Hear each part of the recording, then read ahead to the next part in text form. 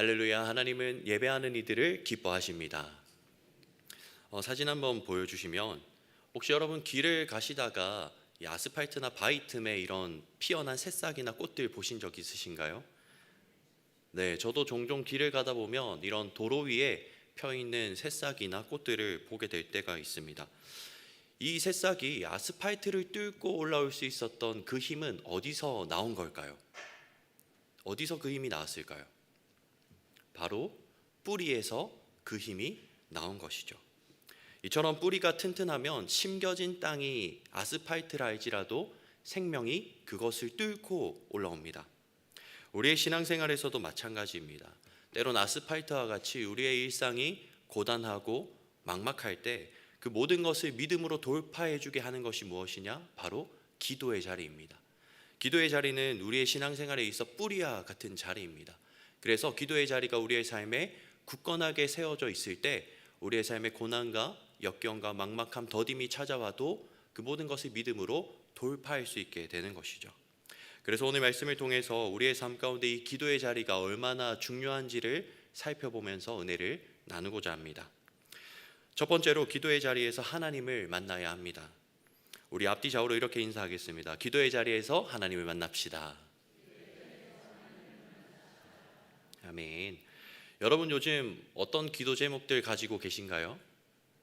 요즘 가지신 기도 제목들 있으신가요? 우리의 삶을 돌아보면 우리가 기도해야 할 기도의 제목들이 정말 많이 있습니다. 가정에서부터 나라와 민족, 열방에 이르기까지, 또는 자녀를 위한 기도부터 부모와 교우들과 전도 대상자들을 위한 기도까지 우리가 삶을 돌아봤을 때 수많은 기도 제목을 가지고 있는 것 같습니다. 오늘 말씀에 등장하는 모세 또한 마찬가지였습니다. 민수기 1장 45절과 46절 말씀 제가 읽어드리겠습니다. 이같이 이스라엘 자손이 그 조상의 가문을 따라 20세 이상으로 싸움에 나갈 만한 이스라엘 자손이 다 계수되었으니 계수된 자의 총계는 60만 3,550명이었더라. 모세가 출애굽한 뒤에 광야에서 이끌어야 했던 백성의 수가 60만 3,550명이었다는 것이죠. 그런데 이 수는 싸움에 나갈 수 있는 20세 이상의 남성들만 계수한 수치입니다. 그러니 그들의 자녀들, 배우자, 부모들까지 총 합치면 대략 200만 명에 달하는 백성들을 모세가 감당해야 했던 것이죠. 이처럼 모세는 200만 명의 백성들을 두고 기도해야 하는 지도자였습니다. 그들의 신앙과 그들이 먹고 사는 문제, 또 공동체의 질서 등등 모세의 삶 가운데는 기도해야 할 제목들이 수천 가지, 아니 수만 가지가 있었을지도 모르겠습니다. 그런데 여러분, 이건 아무런 이유도 없을 때 이야기입니다. 모세가 광야에서 이 백성들을 이끌면서 정말 많은 일들을 겪지 않습니까? 200만에 달하는 그 백성들이 시시때때로 모세에게 먹을 것을 달라고 원망할 때도 있었습니다. 더 나아가 하나님께서 그런 백성들에게 진노하셔서 심판하고자 하실 때에는 그 백성들을 두고 중보해야 하기도 했었습니다. 또 모세가 시내산에 올라갔을 때는 어땠습니까? 백성들이 그새를 참지 못하고 금송아지를 만들어서 우상 숭배를 하기도 했고, 또 출애굽할 때 섞여 들어왔던 이방 민족들이 이스라엘 백성들을 선동해서는 불평과 불만을 전염시키기도 했습니다. 이런 여러 가지 문제들과 상황 속에서 이 모세가 짊어져야 했던 수많은 기도의 제목들은 결국 모세를 탈진하게 만듭니다. 민수기 11장 11절에서 15절까지 말씀입니다. 조금 긴 말씀인데 우리 함께 교독하도록 하겠습니다. 제가 먼저 읽습니다. 모세가 여호와께 여짜오되 어찌하여 주께서 종을 괴롭게 하시나이까? 어찌하여 내게 주의 목전에서 은혜를 입게 아니하시고 이 모든 백성을 내게 맡기사 내가 그 짐을 지게 하시나이까?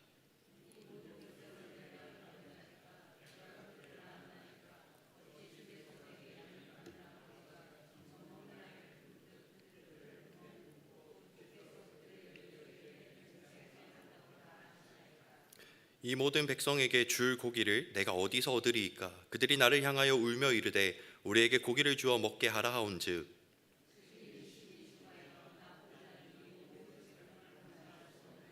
우리 함께 합독하겠습니다.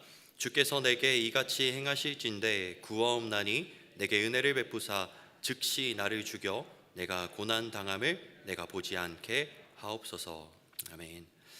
모세가 하나님 앞에서 이렇게 기도하는 것입니다. 하나님, 왜 내게 이 백성을 맡기셔서 그 짐을 지게 하십니까? 내가 이들을 낳았습니까? 내게 어찌 이들을 품게 하십니까? 하나님, 차라리 내게 은혜를 베푸셔서 나를 죽여주십시오. 내 고통을 끝내주십시오. 탈진한 모세가 하나님 앞에서 자신의 고통과 그 마음들을 다 쏟아내는 것입니다.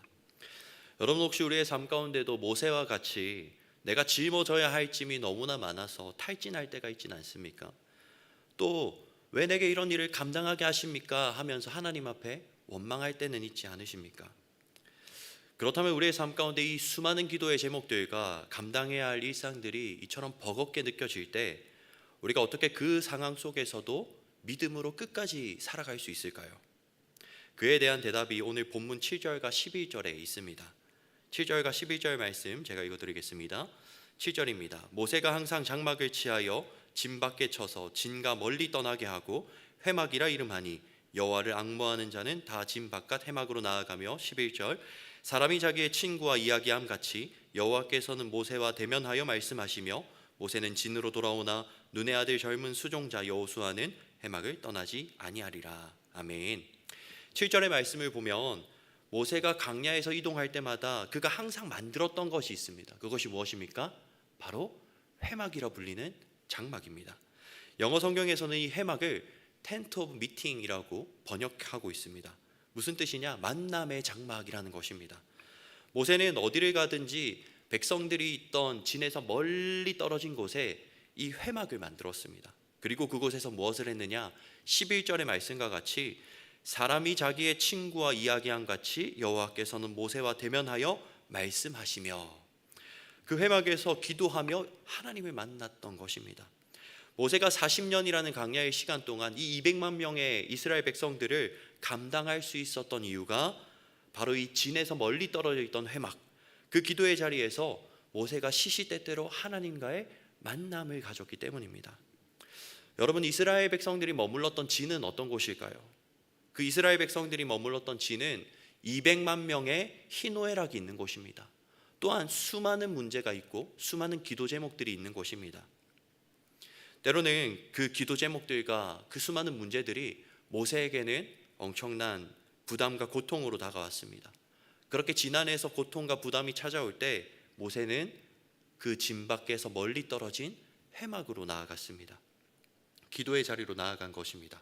그리고 그곳에서 기도로 하나님을 만났고 하나님과 대면하는 시간을 가졌습니다. 사랑받는 성도 여러분, 우리의 삶 가운데 우리가 기도해야 할 수많은 기도의 제목들과 우리가 감당해야 할 일상의 일들이 있습니다. 그래서 때론 그 기도 제목들과 일상들이 무거운 짐처럼 느껴질 때도 있습니다. 여러분, 그때 우리에게 정말 필요한 것은 기도의 자리에서 하나님을 만나는 일입니다. 그렇다면 우리는 기도의 자리에서 어떻게 하나님을 만날 수 있을까요? 우리가 기도의 자리에서 기도해야 할 수많은 기도의 제목들이 있지만 그것들을 잠시 내려놓는 것입니다. 잠시 나의 필요를 내려놓고 나를 필요로 하시는 하나님께 나아가는 것입니다. 또 나의 계획을 내려놓고 하나님의 계획에 귀를 기울이는 것입니다.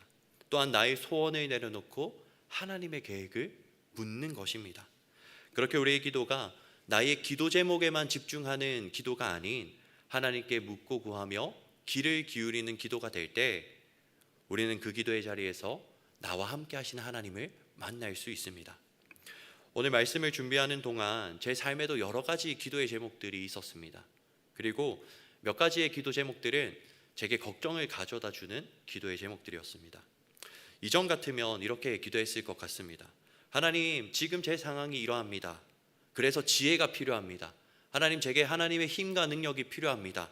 하나님, 제게 응답해 주실 것을 믿습니다. 이처럼 제게 필요한 것들과 빠른 응답을 구했을 것입니다. 그런데 오늘 말씀을 묵상하면서 내 기도 제목과 필요만 구할 것이 아니라 내가 기도의 자리에서 하나님을 만나야겠다, 하나님과 대화해야겠다라는 마음이 들었습니다. 그래서 이렇게 기도했습니다.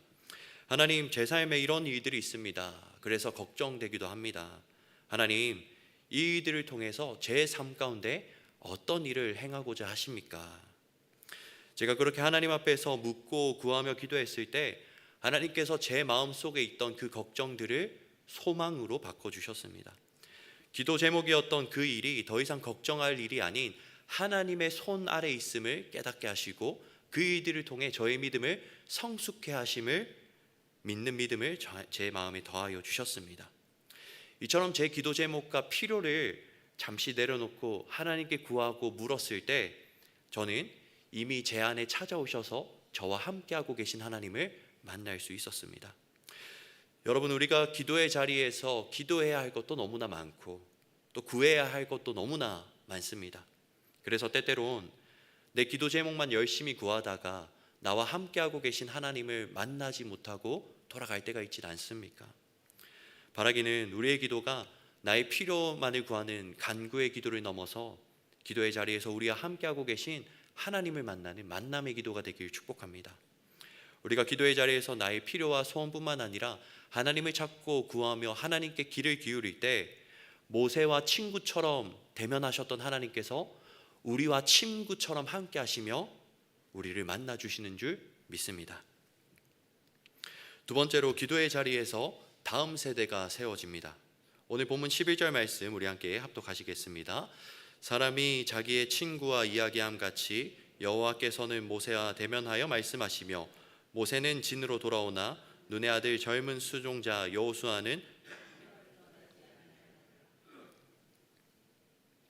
모세가 해막에서 기도할 때 하나님께서 그런 모세와 친구처럼 대화를 나누셨다라는 것도 정말 놀라운 사실과 은혜이지만 저는 그 뒷부분의 말씀에서 더 큰 은혜를 받았습니다. 11절 말씀 하반절을 보니까 모세는 진으로 돌아오나 눈의 아들 젊은 수종자 여호수아는 회막을 떠나지 아니하니라. 모세가 기도를 끝마치고 진으로 돌아갔을 때 누가 그 기도의 자리, 그 회막에 남아 있었다고 합니까? 여호수아. 모세의 뒤를 이을 다음 세대인 여호수아가 기도의 자리를 떠나지 않고 남아 있었다라는 것입니다. 여러분, 우리의 자녀들과 손주들의 믿음이 어디서 세워지느냐? 바로 부모 세대와 함께 기도했던 자리, 그 기도의 자리에서 다음 세대의 믿음이 세워지기 시작합니다. 저는 아직도 어머니와 기도했던 시간들이 생생히 기억납니다. 어머니가 돌아가신 지 17년이란 시간이 흘렀는데 어머니의 얼굴이 가물가물할 때도 있지만 어머니의 손을 잡고 교회에 가서 기도했던 기억들은 생생히 기억이 납니다. 그 기도의 자리에서 눈물과 콧물을 다 쏟으며 기도하셨던 그 어머니의 모습들은 제 안에 여전히 자리 잡고 있습니다. 그리고 그러한 기억들이 어머니가 소천하신 후에 저를 기도의 자리로 나아가게끔 했습니다. 그렇게 어머니가 기도하셨던 그 자리가 제가 기도하는 자리가 되었고 저는 그 기도의 자리에서 하나님을 만나며 믿음의 성숙이라는 열매를 맺을 수 있었습니다. 부모 세대인 우리가 다음 세대에게 많은 것들을 물려줄 수 있겠지만 바라기는 기도의 자리라는 믿음의 유산을 물려줄 수 있길 축복합니다. 이번 주 한 주간 새학기 특별 새벽 기도가 진행되고 있습니다. 이때 부모님과 할머니, 할아버지의 손을 잡고 온 아이들이 나중에 부모의 품을 떠나서도 기도의 자리를 찾는 믿음의 다음 세대가 될 것입니다. 우리 아빠가, 우리 엄마가 또는 할머니, 할아버지가 기도하는 모습을 옆에서 지켜봤던 그 아이들이 우리가 기도했던 자리를 이어받아서 기도하는 다음 세대가 되는 것입니다. 이제 내일과 모레 특세가 이틀 남았습니다. 자녀들과 손주들 손을 꼭 붙잡고 새벽을 깨워 함께 기도의 자리로 나오시기를 축복합니다. 그렇게 기도의 자리에서 다음 세대가 믿음으로 세워지게 되면 나중에 그 다음 세대가 부모 세대와 함께 동력하고 부모 세대를 위해 중보하는 믿음의 동력자가 됩니다. 11절 말씀에서 여호수아를 이렇게 소개합니다. 눈의 아들 젊은 수종자 여호수아. 여기서 수종자라는 말이 히브리어 원어로는 메사라트라고 합니다. 이 메사라트는 동력자라는 의미인데 다만 일을 같이 하는 사람의 의미뿐만 아니라 영적인 중보자라는 의미를 가지고 있습니다. 그러니 여호수아는 모세가 떠난 그 기도의 자리에서 모세를 위해 중보하는 동력자였다는 것입니다. 기도의 자리에서 다음 세대가 세워질 때 그 다음 세대가 우리의 동력자가 될 뿐만 아니라 부모 세대를 위해 기도하는 기도의 중보자로 성장합니다. 이번 겨울 청소년부 수련회를 다녀오면서 아이들도 은혜를 많이 받았지만 저희 선생님들도 은혜를 많이 받는 시간이었습니다.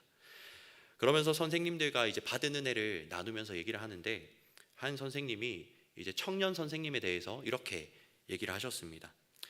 땡땡 선생님이 예전에는 제 학생이었는데 이제는 선생님으로 함께 하고 있네요. 이전에는 내가 가르치며 기도해 주었던 그 학생이 이제는 자라나 함께 교사로 동역하고 있다는 것이죠. 다음 세대를 위해 기도했던 그 자리에서 그 다음 세대가 믿음으로 자라나 이제는 하나님의 일을 함께 이뤄가며 서로를 위해 함께 중보하는 동력자가 된 것입니다. 사랑받는 성도 여러분, 기도의 자리에서 다음 세대에게 믿음의 씨앗을 뿌리십시오. 그러면 그 기도의 자리에서 다음 세대에게 그 열매가 맺히게 됩니다. 부모 세대가 눈물로 다음 세대를 위해 기도할 때 그 뿌려진 눈물을 통해 다음 세대는 하나님을 만납니다. 또한 하나님의 자녀로 성장하게 됩니다. 이제 말씀을 맺습니다. 저는 부모님의 기도를 떠올릴 때 생각하는 이미지가 하나 있습니다. 바로 성냥으로 쌓은 탑입니다. 성냥이 하나 둘씩 쌓여 탑을 이루는 모습을 상상합니다. 그리고 수련회에 가서 아이들에게 이렇게 얘기합니다. 얘들아, 너희를 위해 기도했던 부모님들의 기도가 지금 성냥 탑과 같이 쌓여 있어. 얘들아, 이제 너희가 기도하며 그 탑에 불을 붙일 때야 라고 아이들에게 도전합니다. 여러분, 우리가 기도의 자리에서 다음 세대를 위해 기도할 때 그 기도가 쌓이고 쌓여 다음 세대를 불붙게 하는 줄 믿습니다. 축복하기를 모세가 떠난 뒤에도 회막에 남아 기도를 멈추지 않았던 그 여호수아와 같이 우리가 기도하는 자리에서 우리의 다음 세대가 믿음으로 세워지며 믿음의 동력자, 영적 중보자로 성장해 나아가는 은혜가 우리 모두에게, 부모 세대와 다음 세대에게 더해지길 축복합니다.